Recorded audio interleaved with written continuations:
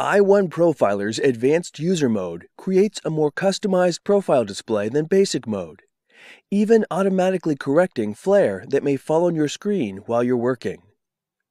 This video shows the i1Display device. However, other devices that support ambient light measurements can be used. Before you begin, warm up your display for about 30 minutes to ensure the color is stable. Select the Advanced Radio button, then Display Profiling. Across the bottom are the steps you'll perform to create your display profile. As you complete each one, click the next step in the workflow to move on. Advanced Mode allows you to save your settings as an asset for future use. After you make your selections on a screen, click the Save button. The new asset will appear here in the left pane, under the correct category, such as Display Settings, Profile Settings, Measurements, and many others. Then, when you're ready to use that asset, click Load and select it. The left pane also houses the Help menu. Click the question mark and it appears. Click it again and return to the list of assets. If you have more than one display connected, select the one to calibrate and profile. Then choose the type from the list. If you're not sure of your display's type, check the manufacturer's specifications. Then select the white point for your profile. At the top are the standard CIE daylight illuminants. D65 is the choice for most people working in photography and graphics. D50 is commonly used in prepress. Native will use the white point of your monitor. This setting is for those who already set the white point of their monitor through some other method and do not want to change it. Near the bottom are the options to set custom white point values, using either a daylight temperature slider control for values from 5000 to 7500, or entering the XY chromaticity coordinates. For those working in a controlled lighting condition, there is an option to match your monitor's white point to the measured white point of your ambient light. This option can also be used to measure and match the white point of a viewing booth. I'll use the most common choice of D65.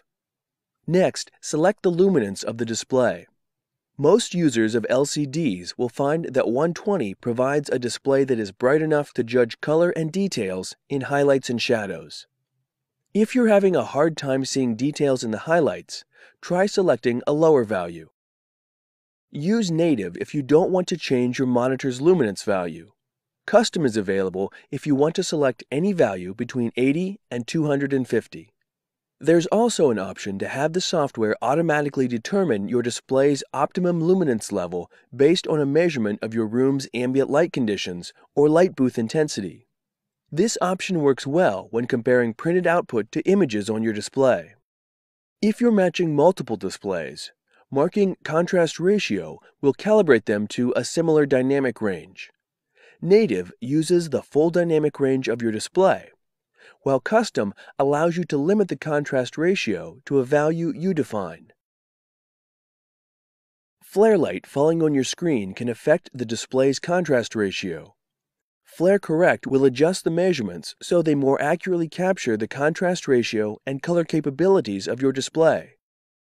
If you don't use a monitor hood, it's a good idea to mark this box to improve the overall color accuracy. Ambient light affects the way you perceive colors on your display. Ambient Light Smart Control will make adjustments to the display's profile based on measurements of your current lighting conditions. If your environment has poor or inconsistent lighting, we recommend using this feature. When placing the device, make sure it's in the general ambient light of your environment, not under a desk lamp, near monitor glow, or in a shadow. Let's move on to Profile Settings. These configuration options are for advanced users, and we recommend sticking with the defaults. Patch Set shows the color swatches that will be displayed and measured on screen. You have the option to choose one of the standard patch sets, small, medium, or large, and you have the option to choose custom colors as well. For example, you can load in a favorite image and the software will automatically extract the key colors from that image. Or you can load Pantone colors from the Pantone Color Manager application. Larger patch sets and custom colors can improve the overall color accuracy of your display profile. Today, I'll use the default patch set. You have two options for adjusting your monitor's brightness and contrast. If you select Adjust Manually, i1 Profiler will guide you through the process to set your controls to the ideal condition. If you mark ADC, i1 Profiler will make these adjustments for you. We're going to use ADC, but to see the manual adjustment process, watch the i1 Profiler Basic Display Profiling video. Okay, it's time to measure. Click Start Measurement.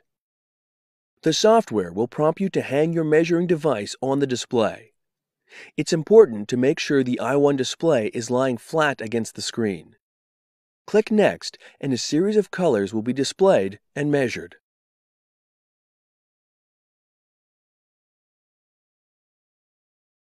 If you selected Flare Correct, you'll see this window. Hold the device 12 inches from the screen, watch the progress bar, and click Next. And if you selected Ambient Light Smart Control, this window will appear. Click Next. This preview shows the expected values in the upper left corner of each patch, and the measured values in the lower right. Click the ICC Profile button.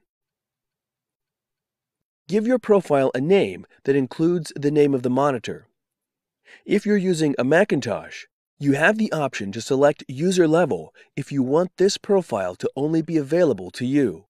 Select System Level if you would like everyone who uses this computer to be able to use the profile. You can also receive a reminder to reprofile in 1, 2, 3, or 4 weeks. If you enabled either the Ambient Light Smart Control or Flare Correct options, and you're not working in a light-controlled environment, i1 Profiler can monitor the ambient light for you. Simply leave your device plugged in, and the software will check the ambient light at the frequency you select.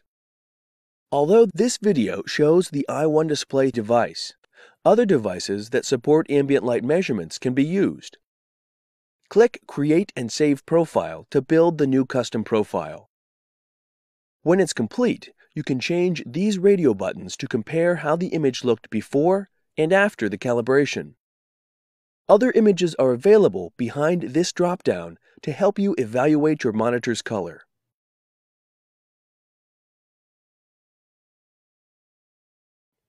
If you're curious, click the middle LUTs button to see which calibration adjustments i1 Profiler made to the computer's video card.